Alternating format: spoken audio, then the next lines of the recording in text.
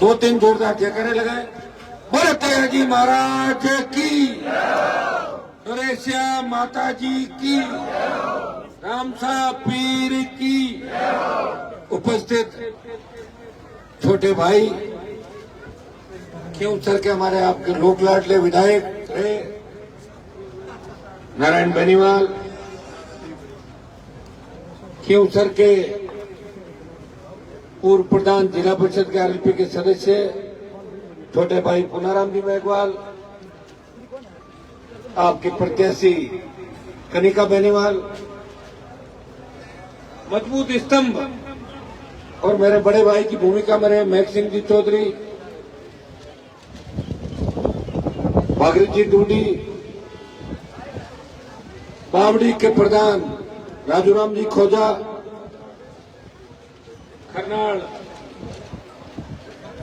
तेजाजी महाराज के तेजा स्थल के अध्यक्ष सुखराम जी, हमारे सारे सरपंचगण, पंचायत समिति के धर्माजी और सारी टीम, जीतू जी सम्मानित मंच, यहाँ की सरपंच प्रतिनिधि पूर्व सरपंच प्रतिनिधि सीता देवी जी, उपस्थित मौजूद बुजुर्गों, नौजवान साथियों, माताओं, बहनों, प्यारे बच्चों, डेरू गांव के अंदर हम कोई नए नहीं, हमारा बचपन आपके बीच गुजरा, पिताजी को भरपूर मदद आपने की और ये 15वां 16वां चुनाव है मेरे परिवार का, जहां किसी भी चिन्ह से हम आपके बीच आए। मुझे 8 बार वोट डाले आपने, एक बार नारायण को दिया 9 बार और 5 बार पिताजी को डाल दिया। 98 का चुनाव हम लड़ नहीं पाए, उसके बाद पिताजी चले गए, मेरा फार्म खारिज हो गया और यह जो 15वां 16वां चुनाव है मेरे परिवार का, इसमें आप लोगों ने हमेशा मदद की और आज आपका जोश और उत्साह देख के लग रहा है कि मेघ सिंह जी चिंतित हो रहे थे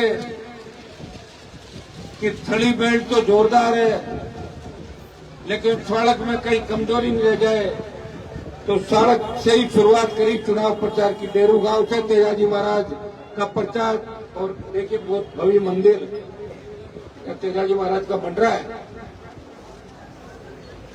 आज का उत्साह और जोश देख के धमाकेदार जो शुरुआत, जोशीला स्वागत आपने किया, ये तो तय है कि सड़क बेल्ट के अंदर भी आप राष्ट्रीय लोकतांत्रिक पार्टी को मजबूती देंगे, आगे अब लीड कितनी होगी कितनी नहीं होगी आने वाले 2 4 5 दिन के तक तय हो जाएगा। लेकिन जो डेरू से शुरुआत हुई है, अगला लालाब होगा और धीरे धीरे जो आशीर्वाद मिल रहा है, जो कारवा धीरे धीरे बढ़ता जा रहा है, उससे देख के लग रहा है कि 36 कौम ने मान लिया कि राष्ट्रीय लोकतांत्रिक पार्टी की उपस्थिति विधानसभा में रहनी आवश्यक है। आरएलपी के एकमात्र विधायक मैं था पिछली बार, मुझे लोकसभा के अंदर भेज दिया आप लोगों ने और आप बहुत हिम्मत वाले हो। हिम्मत तो मेरी भी बहुत है, एक साल में 3 बार लड़ता हूं चुनाव, लेकिन आप 3 बार वोट देते हो, वोट भी देते हो, मैं नाराज भी हो जाता हूं, मेरे से नाराज भी होते हो, वापिस मान भी जाते हो और मुझे अपने भाई के रूप में देखते हो, नेता के रूप में नहीं देखते। आपके तो हनुमान जी मेरे भाई, छोटे छोटे बच्चे कहते हैं कि कौन आया, कि हनुमान आयो, और छोटा ही मान लो, छोटा ही घूमता तो नहीं आपसे दर्शकों की बताए विधान पाता मेरे भाषण में मान। तो जो मैं आपके लिए करना चाहता हूं, हो सकता है मैं नहीं कर पाया, लेकिन सबसे बड़ी बात जो मैंने की वो शायद आपको पता नहीं, मैंने आपको साथ में बैठना सिखाया, लड़ाइयां बंद कराई इस इलाके के अंदर, आपस में किस तरह एक दूसरे की जान के दुश्मन थे, बच्चों को पढ़ना लिखना सिखाया।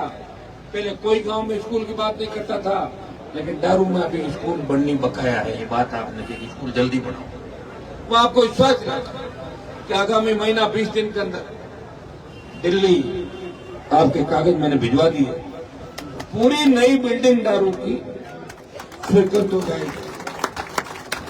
रही टंकी की बात, उसका चेयरमैन तो मैं खुद ही हूं। आप कहोगे तो पंचायत में हर गांव में टंकी बना दूंगा, उसके लिए सुन लो भाई, लोग कई तरह की बातें भी करेंगे, या तो उनको ये कहो घोषणा करो क्या करना चाहते हो बताओ। आप निश्चिंत रहें, दारू के मान और सम्मान में कभी कमी नहीं रहेगी। दारू पहले भी एक नंबर था और मेरी नजरों में अब भी एक नंबर पे है।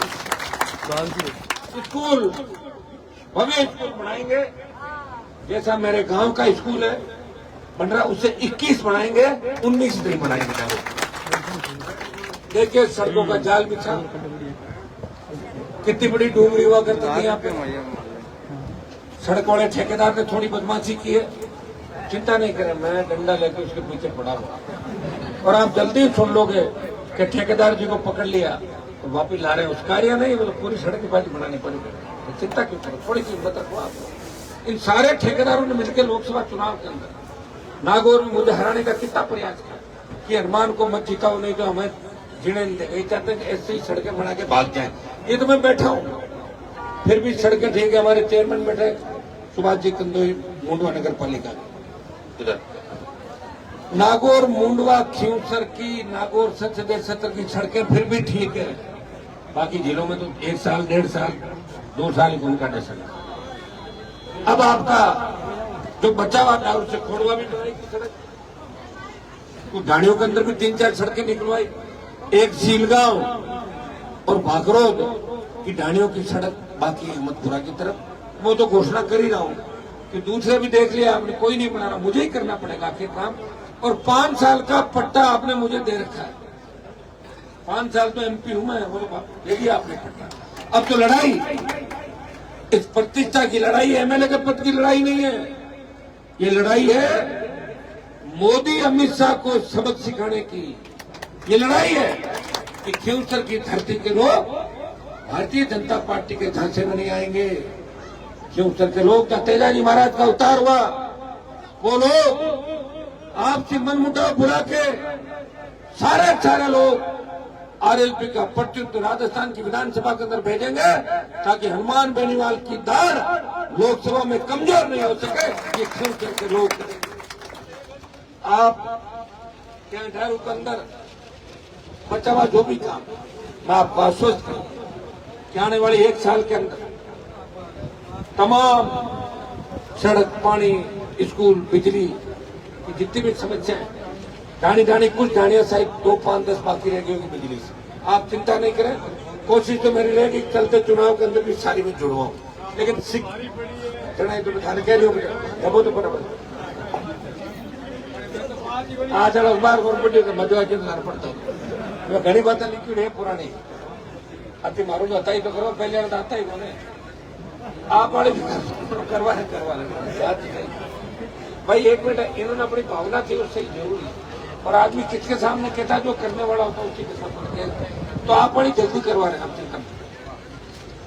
मैंने कहा दारू की जो भी बची हुई ढाणियां, कम ही बच्चे को ज्यादा कम बच्चे, वहां बिजली के साथ साथ पानी, सड़क, स्कूल और डेरू गांव को हम एक सिटी के तर्ज में कैसे बनाएं, मेरा प्रयास है। आप चिंता नहीं करें, और मैंने प्रयास पहले भी रखा।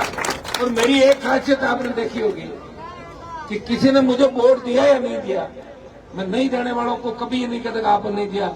मन तो लागे एक जगह एक आदमी मिलो, मैंने क्यों कि साहब पहल के था हाथ को नहीं आपके, हाँ मैं तो थाने हाथ ही मान चाहूँ कद को नहीं, तो मैं लाली बार में मारे हो मन था, तो ये भी नहीं देखा, अब के नहीं तो आगे दे देंगे, आगे नहीं तो आगे दे देंगे, पहले दिए तो पिताजी को मान लिए।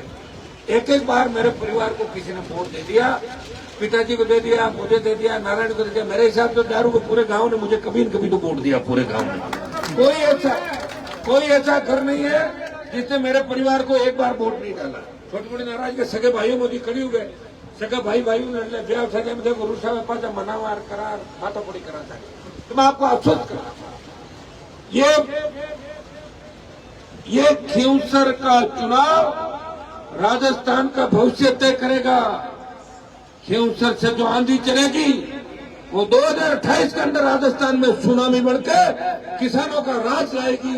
इस हिसाब से आप सब भाइयों को काम करें। यह मेघवाल समाज की बहुत बड़ी संख्या है।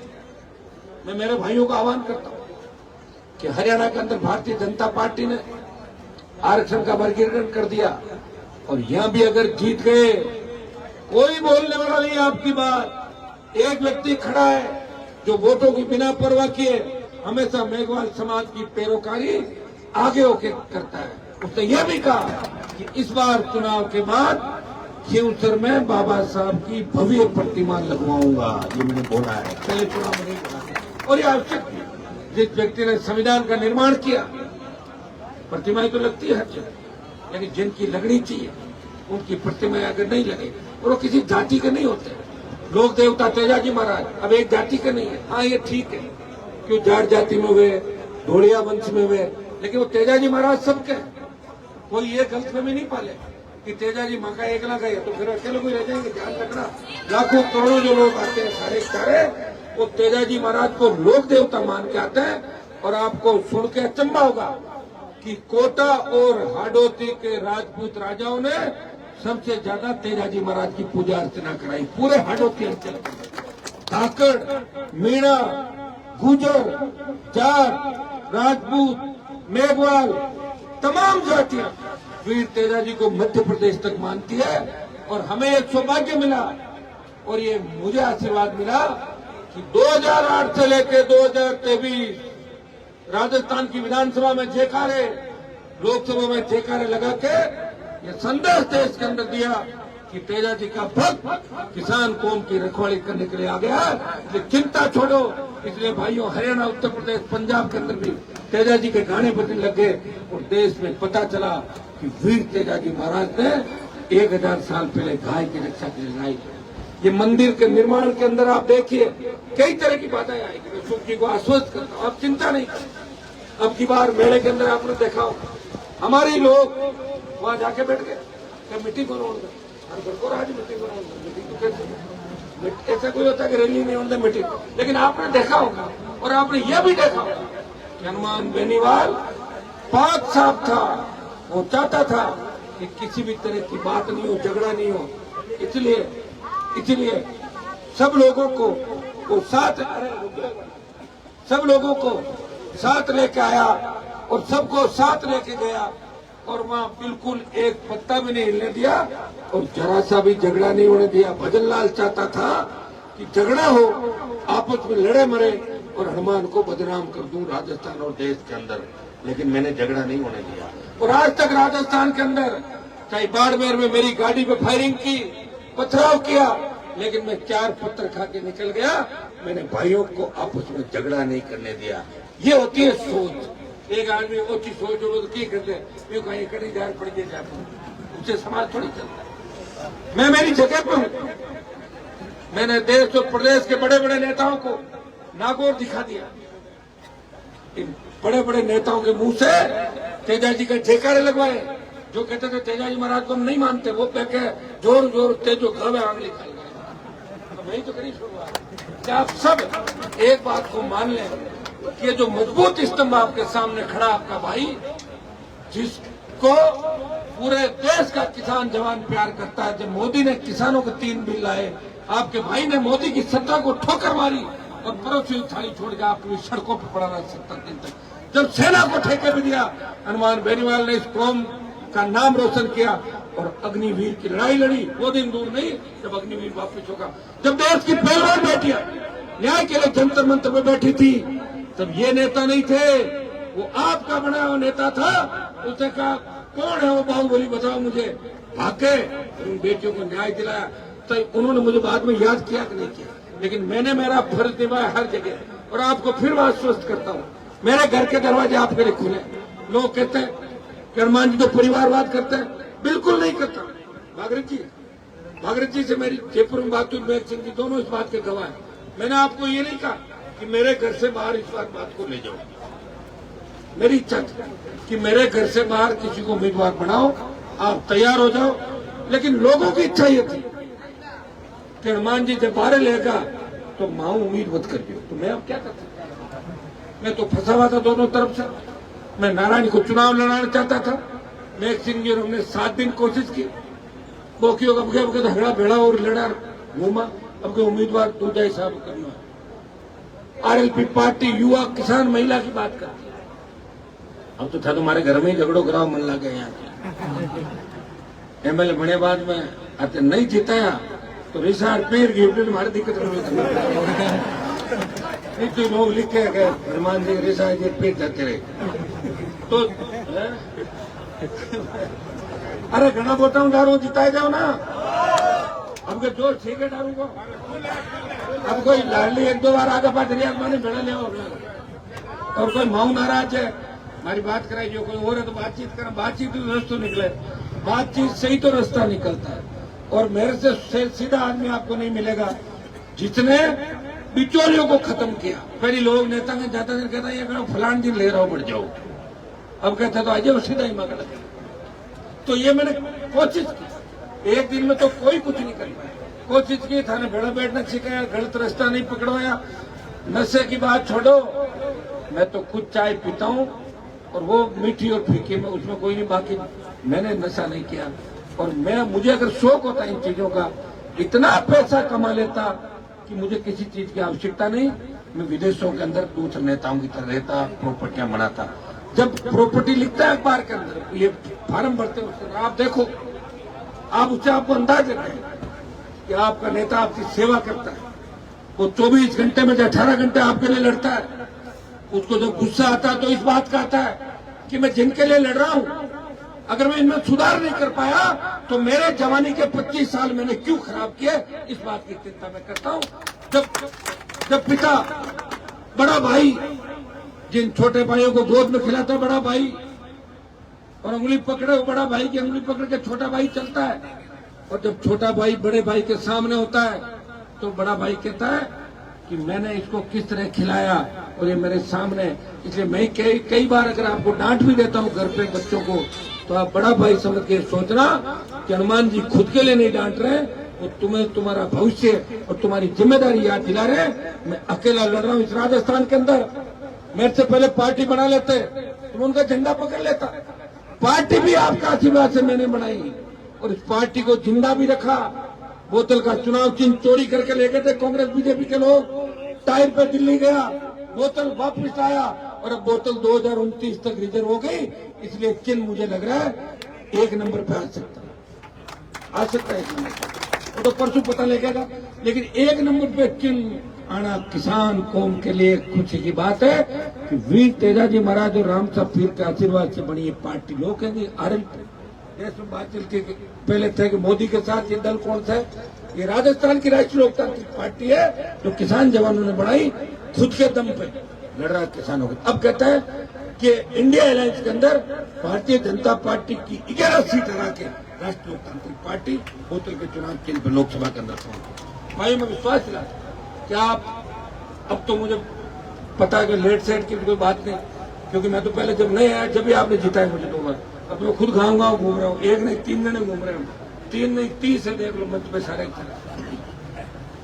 ये चुनाव खींवसर की जनता लड़ रही है। खींवसर की जनता वर्से मोदी अमित शाह भजनलाल का घमंड और सारी ताकतें तो किसान विरोधी है वो एक तरफ है।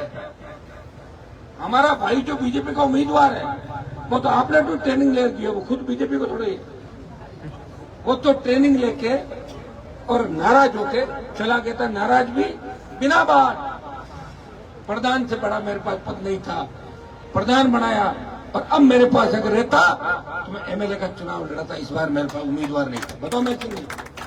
लेकिन सब भाग्य की बात है। लेकिन बाकी जो उनकी पार्टी वो कैसी उसके बारे में कहने की आवश्यकता बीजेपी ने बोतल आज छूटे कटे आज कल परसों फिर भाषण दे दिया कि बोतल ने बोर्ड देना पर किया छूटे को नहीं आ रहा तो देना बोर्ड कह दियो 23 तारीख का बोर्ड डाल दो।